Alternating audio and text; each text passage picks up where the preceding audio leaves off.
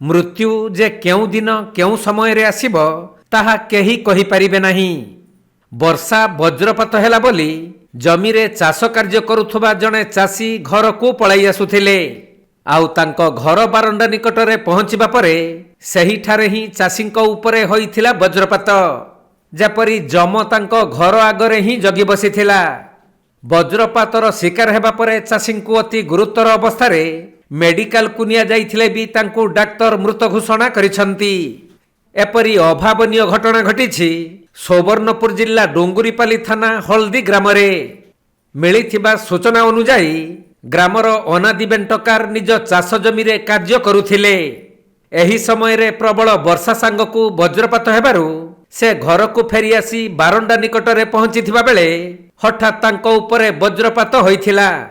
तेणु परिवार लोक माने अति गुरुतर अवस्थारे तांको उद्धार करी संगे संगे डोंगुरीपाली हॉस्पिटल को आनिथिले।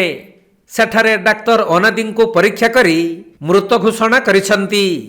सेपटे मृत चाषी अनादि बेंटकार अति गरीब श्रेणी रहिथिबारु सरकारक तरफरु तांको परिवार को सहायता जोगाई देबा अति जरूरी।